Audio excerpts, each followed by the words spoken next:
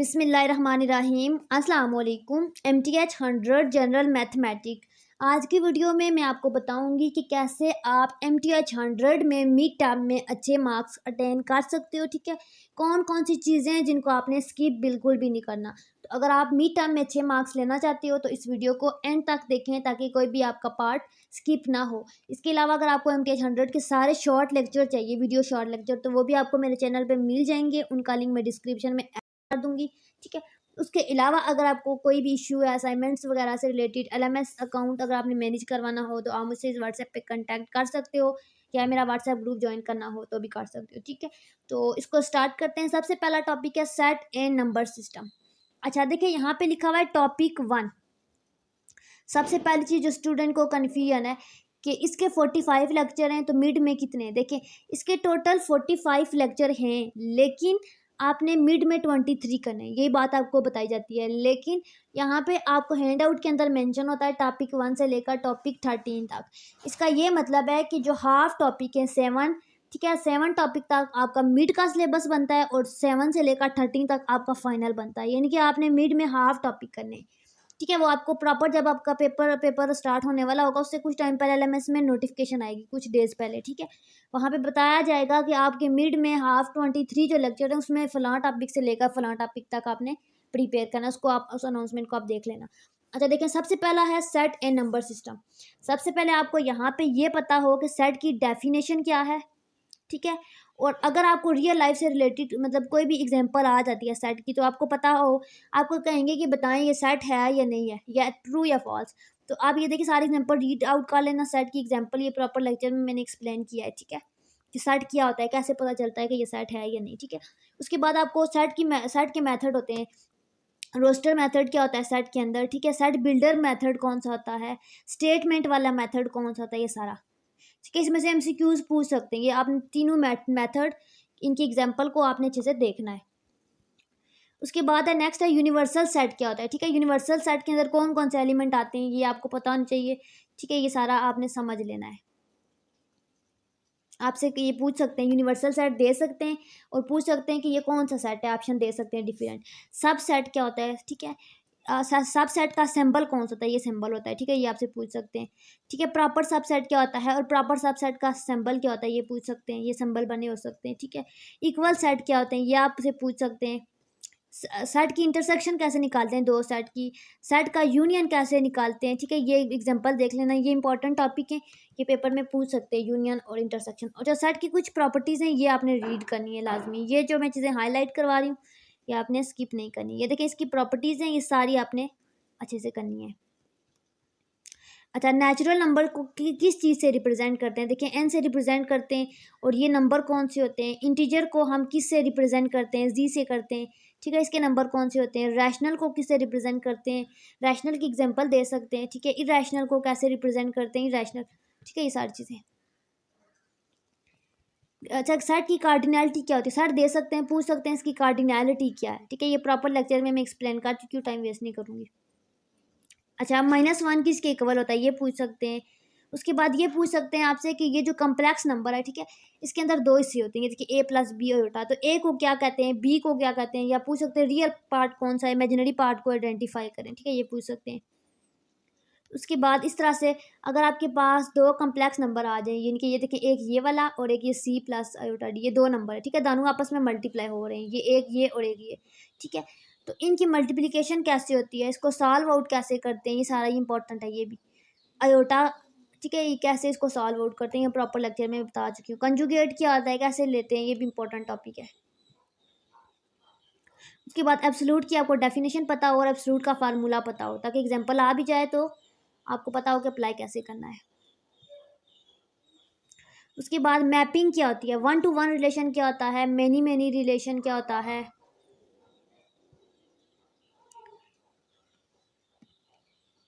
Many one क्या relation होता है। ठीक है, उसको कैसे बनाते हैं, ये सारे बस पढ़ लेना, आपको समझ हो। उसके बाद नेक्स्ट है डोमेन फंक्शन की कैसे फाइंड आउट करते हैं। ठीक है, कोई भी फंक्शन है, ठीक है, वो 1 to 1 है, मेन टू मेनी है, जो भी है। ठीक है, उसकी डोमेन कैसे फाइंड आउट करते हैं। ठीक है, ये समझना हो तो आपको लेक्चर मिल जाएंगे यूट्यूब पे। ठीक है, उसके बाद हाँ ये फंक्शन है, ठीक है। इस फंक्शन को सॉल्व आउट करना है और डिमांड क्या होती है। अच्छा इवन फंक्शन क्या होते हैं, ऑड क्या होते हैं, ये भी इंपॉर्टेंट है, ठीक है। ये डेफिनेशन आ सकती है, कह सकते हैं difference between even function and odd function, ठीक है। तो दोनों सेम ही है, बस एक वर्टिकल एक्सिस पे होता है और एक सिमेट्रिक रिस्पेक्ट टू ओरिजिन होता है, ठीक है। इवन फंक्शन की एग्जांपल देख लेना, एक ही देख लेना, आपको समझ आ जाएगा। अच्छा ये इंपॉर्टेंट है, सम डिफरेंस प्रोडक्ट कोशेंट, ये वाले रूल, ये रूल आए भी तो ऐसे आएंगे, ये जो है ये कि ये आए भी तो ये ऐसे आएंगे कि आपको एग्जांपल आ जाएगी, कहेंगे कि सॉल्व आउट करें। तो आपको पता होना चाहिए कि इन रूल को अप्लाई कैसे करना है। कंपोजिट फंक्शन वो होते हैं जो एक से ज़्यादा फंक्शन हम मिला लेते हैं, ये आपकी असाइनमेंट्स अक्सर इन्हीं टॉपिक में से आती हैं, ठीक है, और पेपर में भी ये आ सकता है। ग्राफ स्केच करना नहीं आएगा क्योंकि आपके पास इतना टाइम ही नहीं होता। ग्राफ बना हुआ आ सकता है और आपसे पूछ सकते हैं कि इसके बारे में लिखें कुछ भी, ठीक है, जो भी रिक्वायरमेंट होंगी। इस टॉपिक पे भी वीडियो बनाई है, आप लेक्चर ले लेना, तभी आपको अच्छे समझ आ जाएगा। अच्छा क्वाड्रेटिक फंक्शन क्या होते हैं, ठीक है, पैराबोला के बारे में।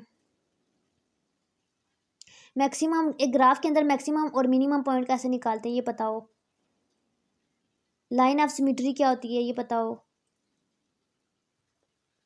अच्छा ये इंपॉर्टेंट चीज़ें, ये जो नहीं पॉइंट्स, पॉजिटिव कब होता है, नेगेटिव कब होता है, कनकेव अप कब होता है, कनकेव डाउन कब होता है, ये पूछ सकते हैं ये सारे। उसके बाद ये फंक्शन दे सकते हैं, ठीक है, कह सकते हैं इसका एक्स इंटरसेप्ट कैसे फाइंड आउट करते हैं, वाई इंटरसेप्ट कैसे फाइंड आउट करते हैं। अच्छा फैक्टराइजेशन मेथड से कैसे सॉल्व आउट करते हैं, क्वाड्रेटिक फार्मूला को कैसे अप्लाई करते हैं, ठीक है। अच्छा ये आता है डिस्क्रिमिनेंट की कंडीशन को आपने अच्छे से करना है कि कैसे आप डिस्क्रिमिनेंट को फाइंड आउट कर सकते हो ये, ठीक है। डिस्क्रिमिनेंट की कौन सी कंडीशन होती हैं, 3 कंडीशन होती हैं,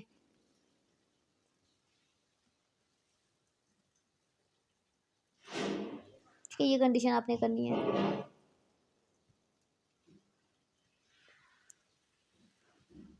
ताकि एग्जांपल आए तो आपको पता हो। नेक्स्ट टॉपिक है थर्ड मैट्रिक। मैट्रिक की डेफिनेशन क्या है, मैट्रिक के अंदर जो एलिमेंट होते हैं उनको हम इंट्रीज कहते हैं, ये जो चीज़ें होती हैं ये पता हो।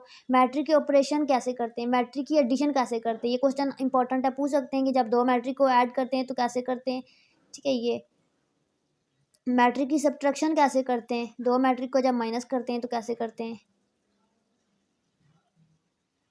उसके बाद अगर हम एक मैट्रिक को एक स्केलर से, गिनती के किसी नंबर से ऐसे 4 से मल्टीप्लाई करते हैं तो कैसे करते हैं, सारा तरीका आपको आना चाहिए, इसमें से कुछ भी आ सकता है।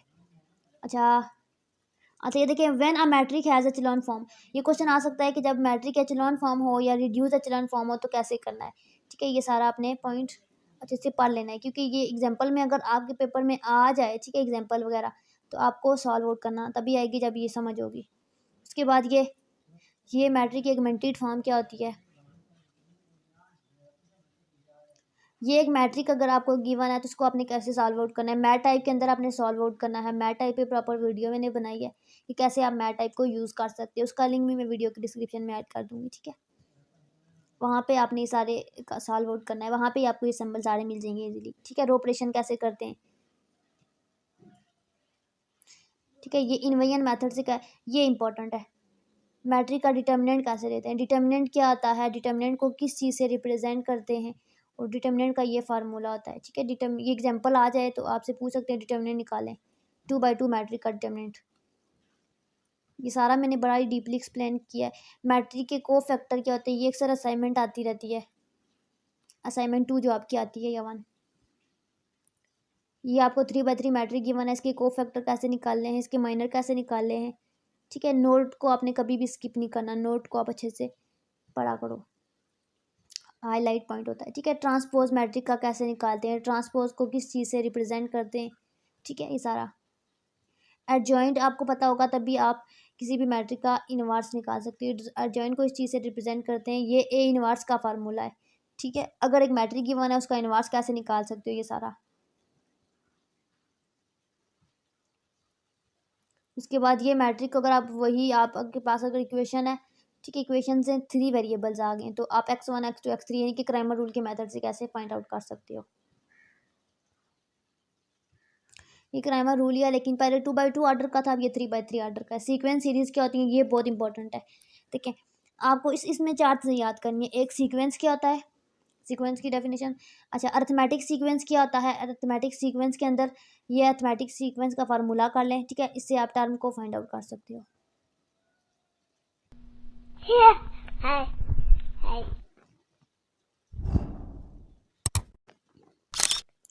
ये अरिथमेटिक सीक्वेंस के अंदर आप कैसे टर्म को फाइंड आउट कर सकते हो। ज्योमेट्रिक सीक्वेंस है, ज्योमेट्रिक सीक्वेंस की को हम ज्योमेट्रिक प्रोग्रेशन भी कहते हैं, ठीक है। ये सम का फार्मूला होता है, अरिथमेटिक सीक्वेंस के सम का फार्मूला। पहले वो अरिथमेटिक सीक्वेंस के टर्म्स निकालने के लिए था, ये ज्योमेट्रिक का फार्मूला पता हो बस यहाँ पे। और ये ज्योमेट्रिक की सम का formula, sum of the first and term of geometric sequence का फार्मूला, ठीक है। ज्योमेट्रिक सीरीज क्या होती है, ये 5 नंबर का क्वेश्चन आ सकता है, ठीक है। ये आपको वैल्यू गिवन होती है और सॉल्व आउट करना है। सॉल्व आउट करने के बाद आपने बताना होता है कि अगर आपको क्वेश्चन में कहते हैं कि सॉल्व करके बताएं कि ये कन्वर्ज कर रहा है या डाइवर्ज कर रहा है, तो उसकी क्या कंडीशन है, ठीक है। और अगर आपके पास ये चीज़ यूज़ हो रही हो, ठीक है, ये चीज़, इसको सॉल्व आउट करें और अगर आपके पास ये कंडीशन हो तो आप कहते हो कि ये कन्वर्ज है या फिर डाइवर्ज है, ठीक है। इसी तरह दूसरी कंडीशन है लेस देन वाली, इन दोनों में से एक कन्वर्ज किया एक डाइवर्ज किया, ठीक है, सॉल्व आउट करना है। उसके बाद नेक्स्ट है परम्यूटेशन एंड कम्बिनेशन, ये अलग टॉपिक है। अच्छा, आप इसमें आपको ये पता हो,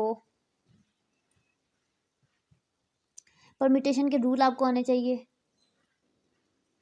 सारे रूल कैसे करते हैं सॉल्व आउट।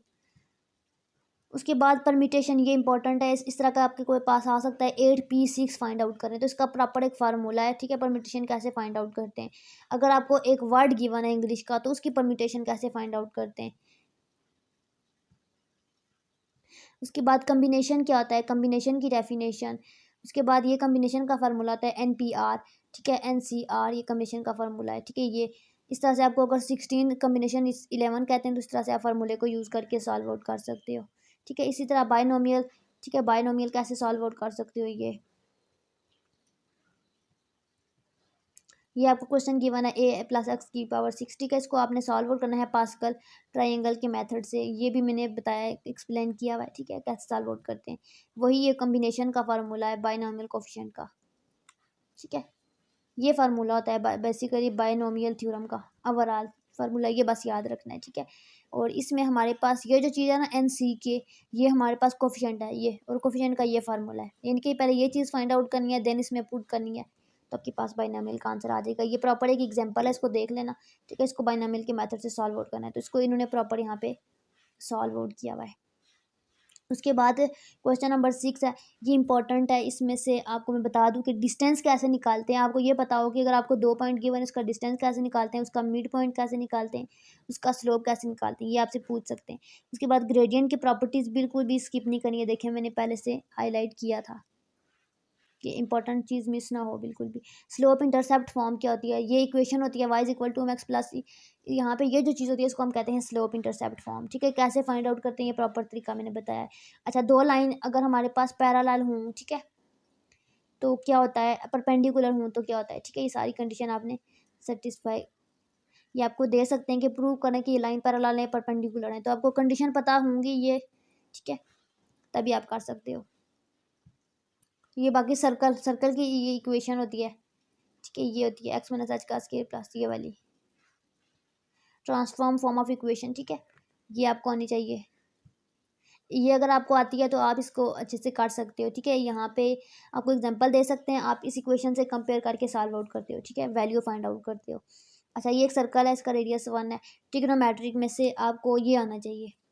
ये जो चीज़ें हैं ना, ये साइन की प्रॉपर्टीज में से MCQs पूछ सकते हैं बना के छोटे छोटे, या कह सकते हैं right 3 property of.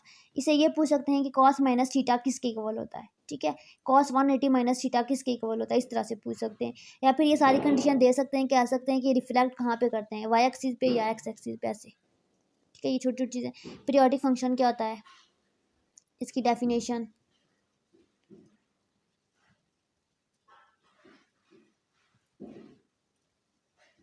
Sine function क्या होता है। अच्छा, बस इसकी प्रॉपर्टी निकालें, इसको करने की ज़रूरत नहीं है, ये प्रॉपर्टी सारी निकालें, वही प्रॉपर्टी में ये बिल्कुल ये एक दूसरे से वही प्रॉपर्टी है, सिर्फ फ़र्क क्या है, दोनों बिल्कुल अपोजिट हैं।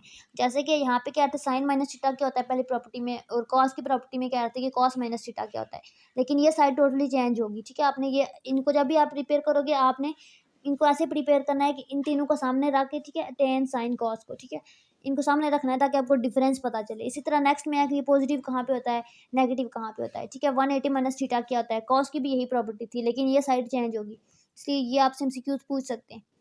इनको बिल्कुल भी स्किप नहीं करना किसी भी कंडीशन में। इसी तरह ये tan की प्रॉपर्टी है, इनको भी बिल्कुल स्किप नहीं करना,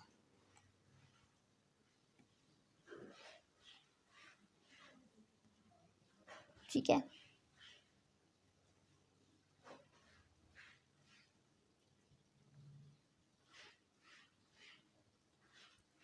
बाकी ये ग्राफ्स वगैरह इसके कैसे होते हैं ये देख लेना, आपको पता हो कि इनके ग्राफ कैसे होते हैं। नेक्स्ट है इनवर्स साइन फंक्शन क्या होता है, ठीक है। इसकी डेफिनेशन ये अगर आर का ये चीज़ है तो इसको आप कैसे सॉल्व आउट करोगे, इनवर्स कोसाइन फंक्शन, ठीक है। यहाँ पे देखें इसकी जो यहाँ पे ये पूछ सकते हैं कि इनवर्स कोसाइन फंक्शन की डोमेन ये होती है और उसकी रेंज ये होती है, आपको पता हो बस। और इनवर्स टेंजेंट फंक्शन की डोमेन ये होती है और रेंज ये होती है, ठीक है। अच्छा ये सारे फार्मूला हैं इसमें ये, ठीक है, आपने याद रखना है।